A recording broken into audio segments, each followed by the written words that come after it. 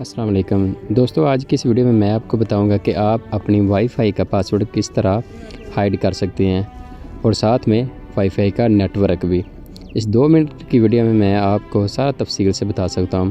अक्सर औक़ात आप पासवर्ड चोरी होने की वजह से या फिर लोग जो होते हैं वो पासवर्ड मांगने वाले जो होते हैं उनसे जान छुड़ाना चाहते हैं, तो ये वीडियो एंड तक लाजमी देखें।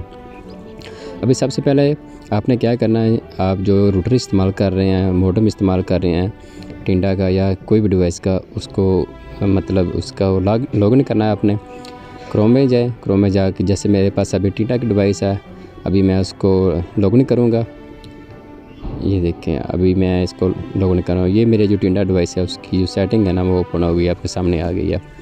अभी इसमें जो है ना वायरलेस सेटिंग में आपने जाना है। वायरलेस सेटिंग में आपने वाईफाई का जो नाम है ना, जो आपने टैप करना है ना, उसके नीचे लिखा हुआ है हाइड वाईफाई।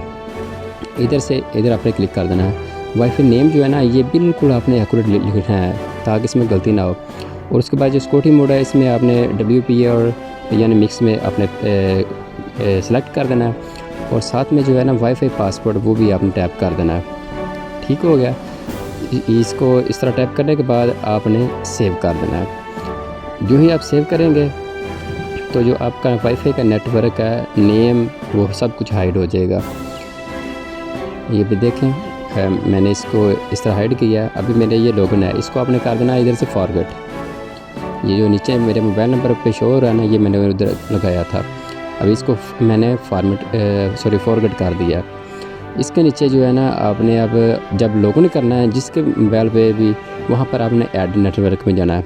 वहाँ पर सेम जो है नेटवर्क का नेम लिखना है।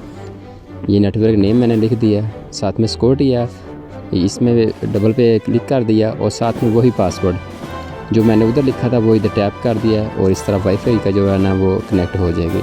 अभी ये सिर्फ आपके पास शो होगी और किसी के पास ना हो तो इसका वाईफाई का नेम जाएगा और ना ही पासवर्ड कोई हैक होगा इस तरह। Thank you.